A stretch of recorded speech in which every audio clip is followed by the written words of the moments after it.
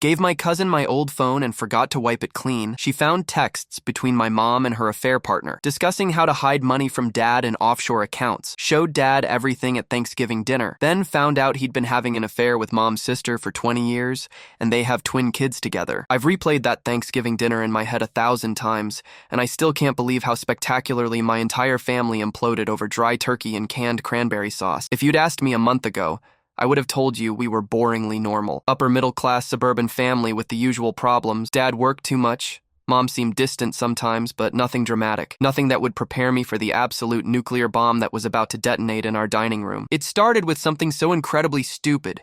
Me being too lazy to properly wipe my old iPhone before giving it to my cousin Emma. Emma had just turned 16, and her phone had finally died its dramatic death after one too many drops into various bodies of water. My Aunt Karen, yeah, her name is actually Karen, and yes, she lives up to it sometimes, had been complaining about how expensive new phones were. I just upgraded to the latest model, so I figured I'd be the generous older cousin and hand down my old one. Just factory reset it, my roommate Jake had said, watching me shove the phone into a drawer. Takes like 5 minutes. I'll do it later, I'd replied, which is basically my motto for anything that requires minimal effort. Later never came. 2 weeks passed, Emma's birthday arrived, and I wrapped up that phone without a second thought, telling myself I'd wiped it. I definitely had. Probably. Maybe. I hadn't. The thing is, I'd been living at my parents' house for about 6 months last year while between apartments. During that time, my mom had borrowed my phone exactly once when hers died during a shopping trip. She'd made a call, sent a few texts, and I'd completely forgotten about it. Why would I remember? It was just my mom using my phone for 10 minutes. Those 10 minutes were about to destroy everything. Thanksgiving started normally enough. Well,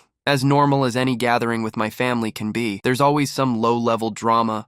Uncle Pete arguing about politics, Grandma making passive-aggressive comments about everyone's life choices, my younger brother Tyler showing up late and slightly hungover.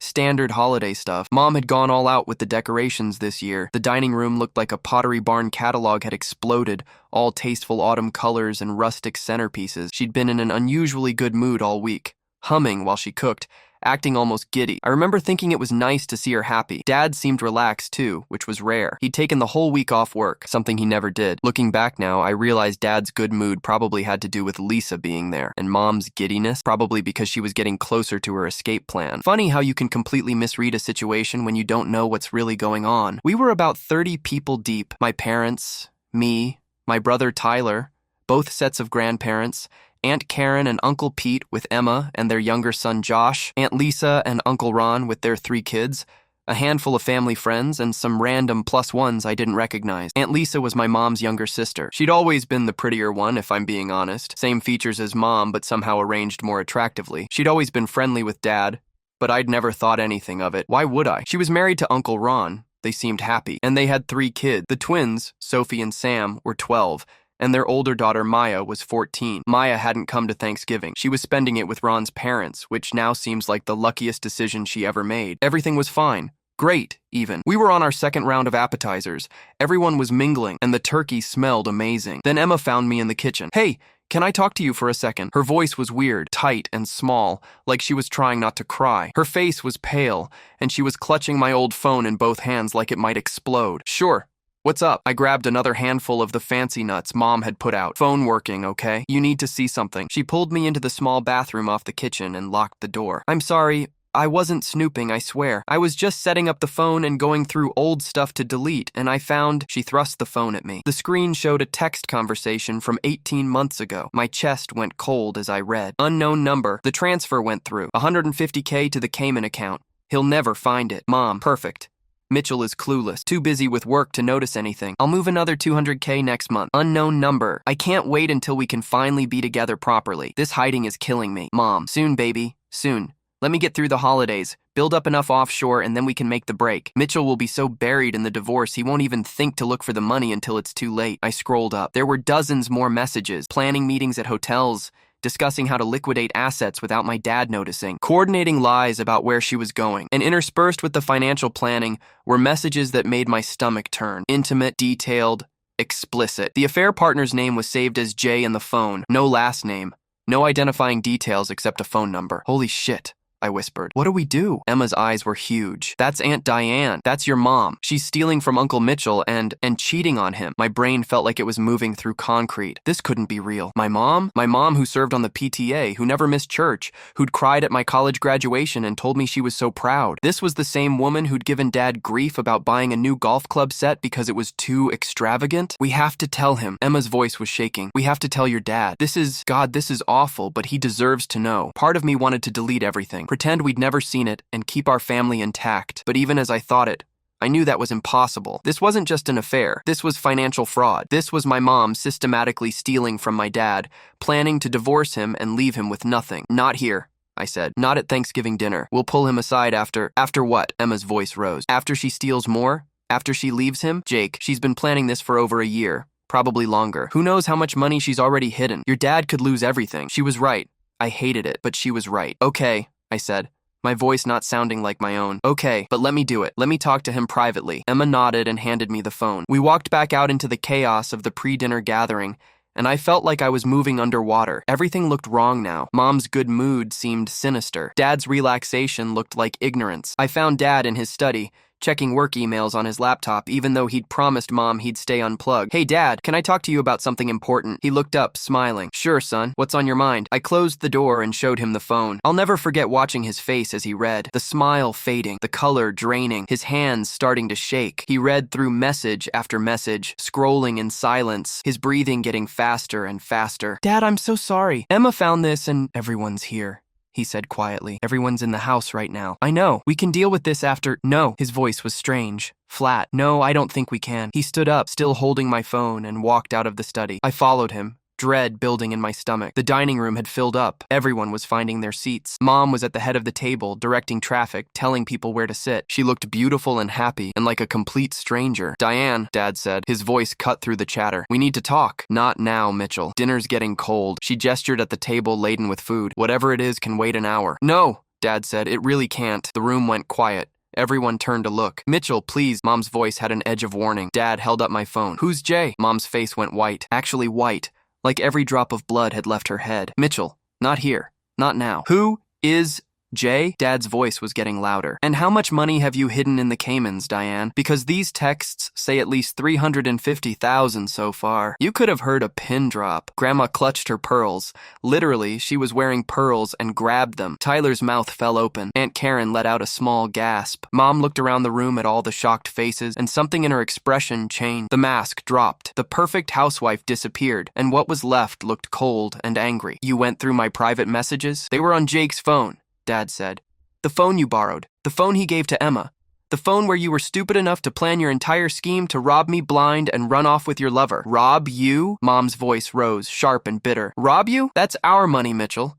Money I've earned by putting up with your bullshit for 23 years. Being the perfect wife while you worked 80-hour weeks and barely noticed I existed. So you decided to steal it and cheat on me? I decided to take what I deserved. Mom slammed her hand on the table. I gave you the best years of my life. I raised your children. I kept your house. I smiled and nodded and played the devoted wife while you gave everything to your career and nothing to me. So yes, I met someone who actually gave a damn. And yes, I made sure I'd be taken care of when I left. Sorry if that hurts your ego. The room was frozen. Nobody moved. Nobody breathed. This was so far beyond awkward family drama that we'd entered a completely new territory. Dad laughed. It was an awful sound, humorless and cold. You want to talk about affairs, Diane? Really? You want to go there? Something in his tone made my stomach drop even further, which I hadn't thought was possible. What's that supposed to mean? Mom's voice was icy. Dad turned and looked directly at Aunt Lisa. Should I tell them? Or do you want to? Aunt Lisa went pale. Uncle Ron looked confused. Tell us what? No, Aunt Lisa whispered. Mitchell! Don't tell us what, Uncle Ron's voice boomed. Dad's smile was terrible. Your twins aren't yours, Ron. They're mine. The room exploded. Uncle Ron stood up so fast his chair fell backward. What? Aunt Lisa was crying, covering her face with her hands. Mom looked like she'd been slapped. Mitchell and I have been together for 20 years, Aunt Lisa said through her tears. Since before Sophie and Sam were born. They're his children, Ron. I'm so sorry, but they're his. I thought I might throw up. My cousins, Sophie and Sam, who I'd played with at every family gathering, who called me their favorite older cousin, were actually my half-siblings? Uncle Ron was advancing on my dad, fists clenched. Tyler and Uncle Pete jumped up to restrain him. Grandma was crying. Grandpa was shouting. Aunt Karen was pulling Emma and Josh toward the door. You son of a bitch, Mom said to Dad. her voice deadly quiet. You stood there acting betrayed while you've been screwing my sister for 2 decades? Don't act like you have the moral high ground here, Diane.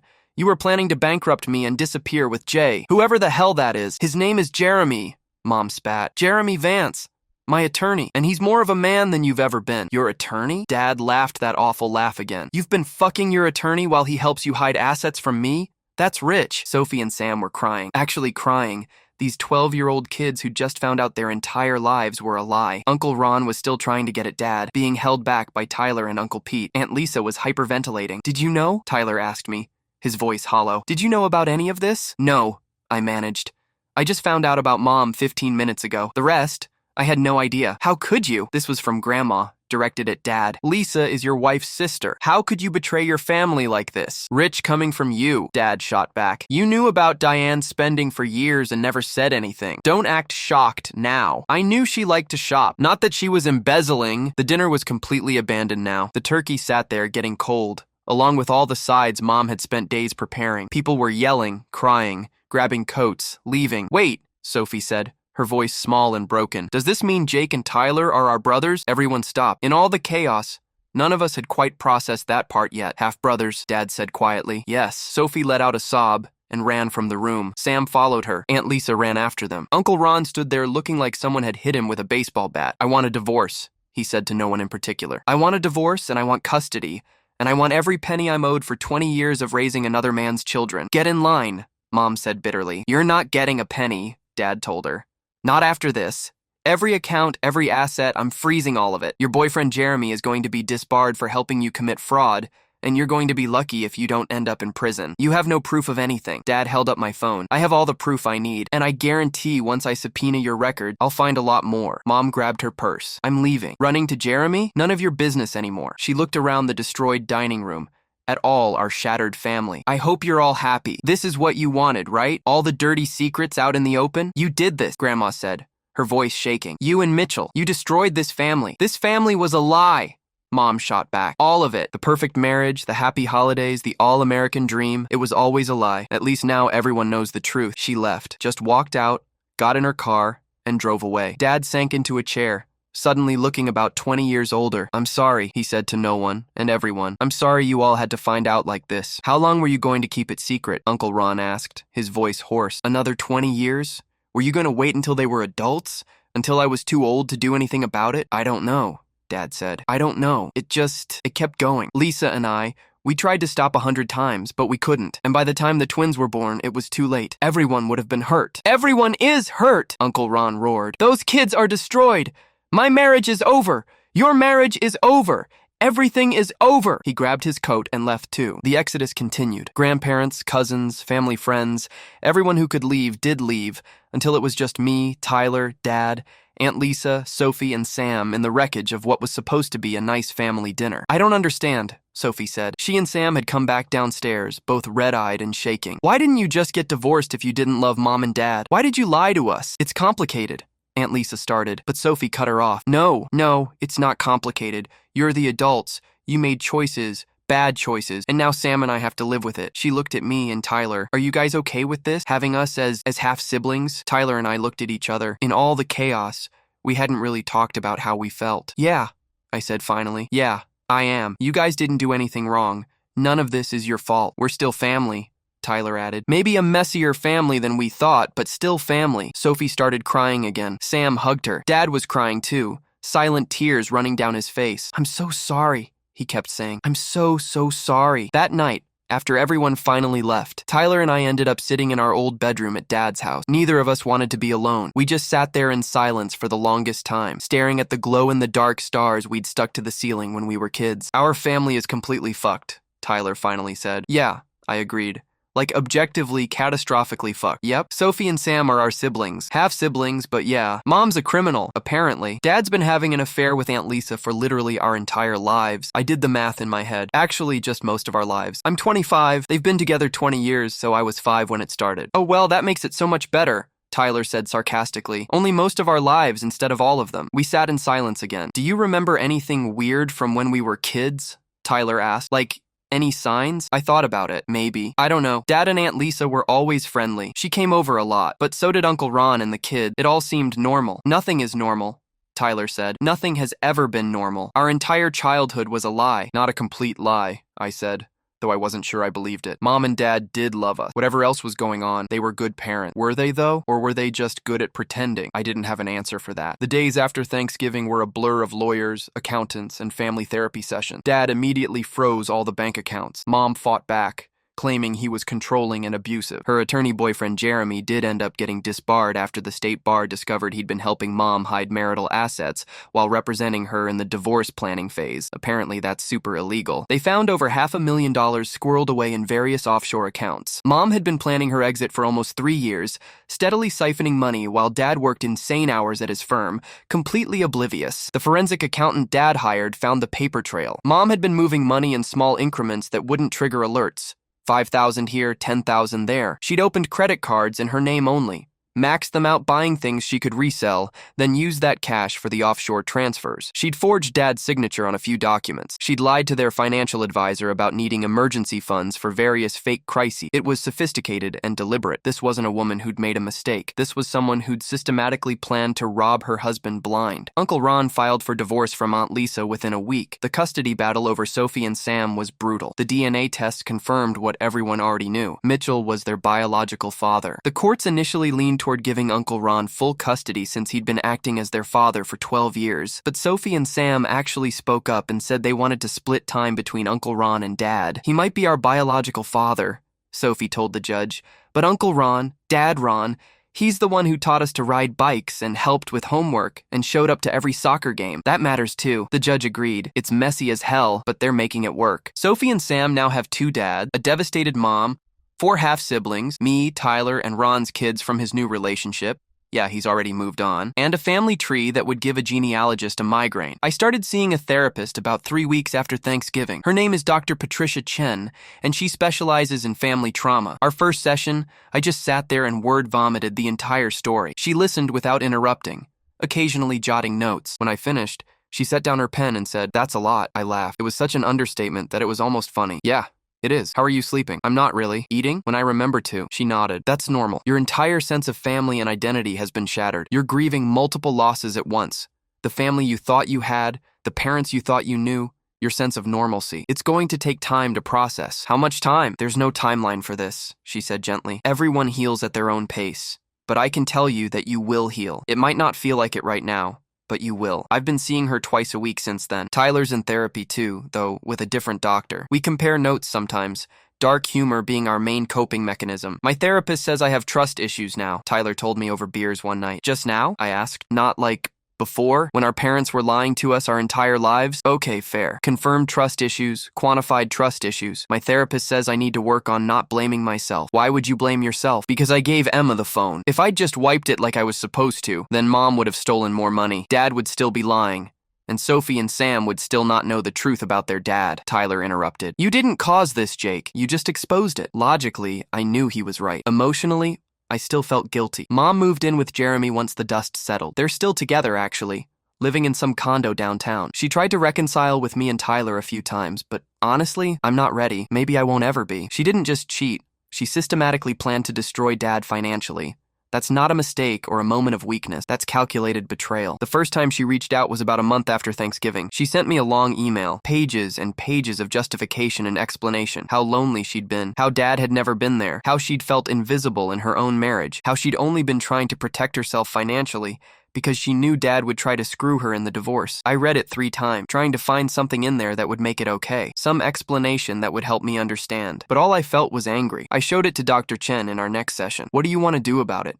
She asked. I don't know. Part of me wants to respond, to tell her how much she hurt us. Part of me just wants to delete it and pretend it never happened. Both of those are valid responses, Dr. Chen said. The question is, which one will help you heal? I ended up writing a response. It took me 3 days and about 15 drafts. The final version was short. Mom, I read your email. I understand you felt lonely and neglected. I understand you felt like you needed to protect yourself. But understanding something doesn't make it okay. You didn't just have an affair. You systematically stole from Dad. You planned to leave him with nothing. And you did it all while acting like everything was fine, while accepting his money and his trust. I'm not ready to have a relationship with you right now. Maybe someday. But not now. I need time to figure out who you actually are because the person I thought was my mom wouldn't have done any of this. Jake, she responded within an hour.